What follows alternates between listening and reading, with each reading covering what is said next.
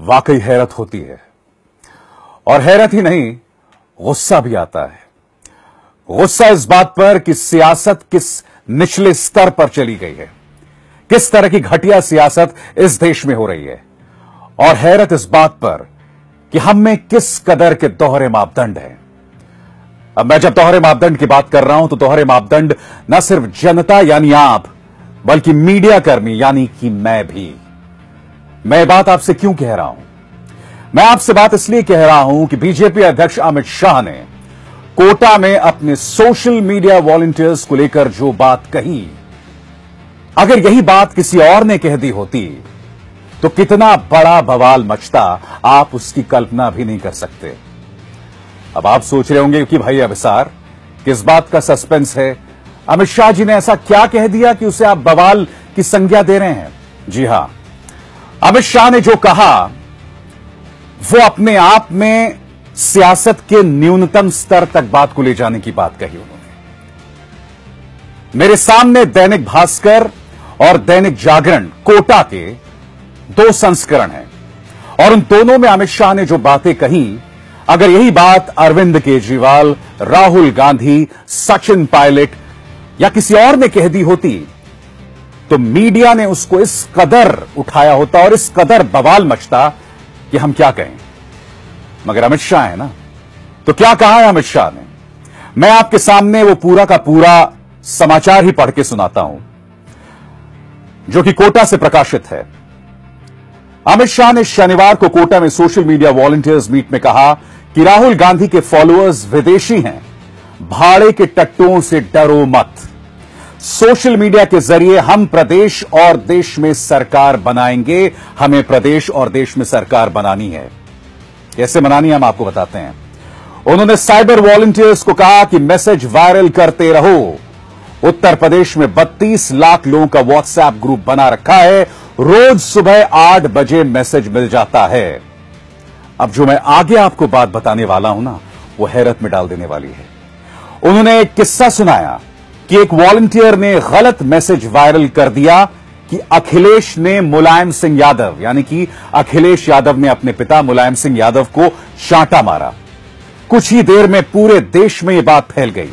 मेरे पास भी सूचना आई, मामला गलत निकला। इस तरह का काम तो करने जैसा है, लेकिन करना मत। समझ गए ना मेरा इशारा? मैसेज वायरल करते रहना चाहिए, सच्चा हो या झूठा। मगर हमारे यहां एक लड़का था, उसने थोड़ी चालाकी कर दी। उसने एक सुबह बड़े समझे, मैंने कहा ना ऊपर से नीचे से ऊपर मैसेज आएगा, ऊपर से नीचे जाएगा। बड़े ने से उसने मैसेज डाल दिया, आज अखिलेश यादव ने नेताजी को, मतलब मुलायम सिंह को चाटा मारा। अब मारा नहीं, नेताजी और अखिलेश सिंह 600 किलोमीटर दूर थे, मगर उसने डाल दिया और सोशल मीडिया की प्रदेश की टीम ने समझे बगैर उसको नीचे भी डाल दिया। सब जगह फैल गया। 10 बजते मेरे फोन पर, मोबाइल पर, फोन पर फोन, भाई साहब मालूम है अखिलेश ने पिताजी को चाटा मार दिया और जनता में भी एक ऐसा बेटा है जो पिता का नहीं हुआ, हमारा क्या होगा, वगैरह वगैरह वगैरह। महिला ने भी टूट पड़ी, चल गए। ऐसा करना नहीं चाहिए, मगर उसने एक प्रकार का माहौल दिया। काम तो है करने जैसा, मगर करना मत। समझ में आता है? एक करने जैसा काम है, मगर करना मत। अच्छा काम भी कर सकते हैं हम, जो चाहे वो संदेश जनता के अंदर पहुंचाने का, चाहे खट्टा हो, चाहे मीठा हो, चाहे सच्चा हो, चाहे झूठा हो। तो अमित शाह कह रहे हैं कि मैसेज वायरल करते रहना चाहिए, सच्चा हो या झूठा। और यहां पर आपने एक बेटे को, उसके पिता को थप्पड़ मारने की बात कही, यानी कि अखिलेश यादव ने अपने पिता मुलायम सिंह यादव को थप्पड़ मारा। और अमित शाह कह रहे हैं कि यह बेशक गलत हो, इसे आप वायरल करते रहिए। क्या सियासत में किसी तरह के कोई नैतिकता नहीं है? किसी तरह के कोई मॉरल्स नहीं है? और जब अमित शाह ऐसी बात कह रहे हैं तो क्या उनसे सवाल नहीं किए जाने चाहिए? इस खबर को दफन क्यों कर दिया गया? इस खबर पर चर्चा क्यों नहीं हो रही है? क्योंकि अमित शाह इस देश के सबसे ताकतवर आदमी हैं, क्योंकि बकौल अरुण शौरी इस देश को 1.5 लोग चला रहे हैं, एक अमित शाह और आधे प्रधानमंत्री मोदी। मैं नहीं जानता हूं प्रधानमंत्री मोदी को आधा क्यों बताते हैं, मगर अमित शाह इस वक्त देश के सबसे ताकतवर लोगों में से एक हैं, कम से कम टॉप 2 ताकतवर लोगों में से। और एक ये व्यक्ति हैं जो झूठ बोलने की सलाह दे रहे हैं, उसका संदेश दे रहे हैं इस देश को, युवा को, और इस पर किसी तरह का कोई बावेला नहीं है। सोचिए, यही बात अगर राहुल गांधी ने, अरविंद केजरीवाल ने, अखिलेश यादव ने या सचिन पायलट ने कही होती तब क्या होता? दरअसल अमित शाह को गुस्सा बहुत आता है, और जब उनसे हम सवाल करते हैं तो वो अक्सर गुस्से में जवाब देते हैं, और जब वो गुस्से में जवाब देते हैं तो उनसे जो सवाल करने वाला पत्रकार वो हिल जाता है, और फिर उसकी हिम्मत नहीं होती उनके गलत बयानी पर उनसे सवाल करना। यह है अमित जी का अंदाज़े बयान। क्योंकि मुद्दा सिर्फ यह नहीं है, अमित शाह ने यहां पर झूठ बोलने की सलाह दी, उसकी नसीहत दी युवाओं को, और कुछ दिनों पहले उन्होंने यह भी कहा था कि हम बांग्लादेशी दीमक को, यानी जो अवैध प्रवासी आ रहे हैं बाहर से, इलीगल जो शरणार्थी आ रहे हैं, हम उन्हें बाहर कर देंगे। दीमक, बांग्लादेशी दीमक। अब देखिए, जो लोग अवैध ढंग से आते हैं ना, सब क्रिमिनल्स नहीं होते हैं, सब अपराधी नहीं होते हैं, कुछ मजबूरी के चलते भी आते हैं, और उसी मजबूरी के चलते पाकिस्तान या अन्य देशों से जो आने वाले हिंदू थे उन्हें मोदी सरकार नागरिकता दे रही है। तो क्या मजबूरी के चलते जो लोग आएंगे उन्हें आप दीमक बताएंगे? ये शब्द है अमित शाह के। और उससे भी बड़ी बात, बांग्लादेश हमारा मित्र देश है, आप वहां के नागरिकों को दीमक बता रहे हैं। मैं जानता हूं आप क्या कह रहे हैं, मैं जानता हूं आप क्या सोच रहे हैं। आप ये सोच रहे हैं कि उन्होंने अवैध प्रवासियों को बताया। सवाल ये नहीं है, सवाल यह कि आपने बांग्लादेशियों के साथ दीमक शब्द का इस्तेमाल किया। मुझे आपको बताने की जरूरत नहीं कि आज की तारीख में आपके सारे पड़ोसी आपसे दूर जा रहे हैं।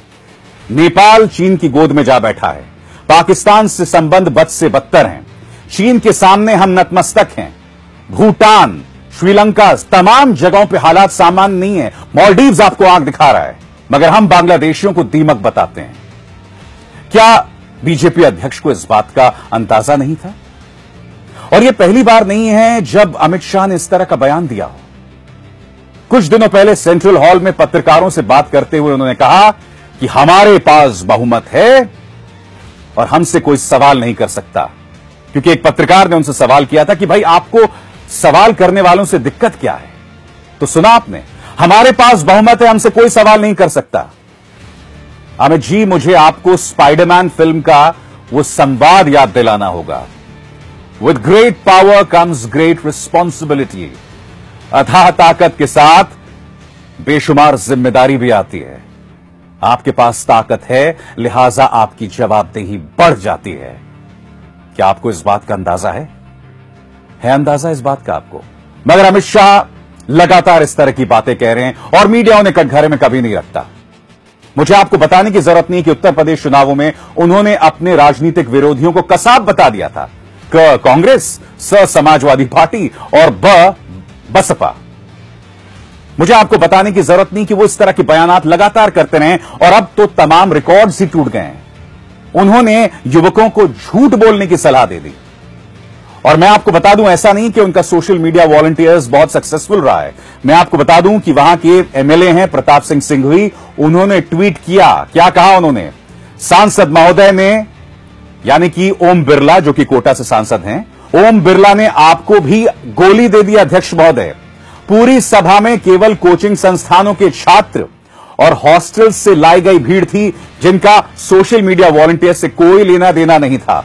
संख्या भी बहुत कम थी। यह बात अलग है कि प्रताप सिंह सिंघवी ने बाद में कहा कि मेरा अकाउंट हैक हो गया था, जिसके चलते मैंने ऐसी बातें की। मगर क्या ये बातें मेन स्ट्रीम मीडिया में रिपोर्ट होती हैं? क्या ये बातें आपको पता चल पाती हैं? नहीं पता चल पाती। और यही बात अगर विपक्ष का कोई नेता कहता है तो उसका ढिंडोरा पीट दिया जाता है।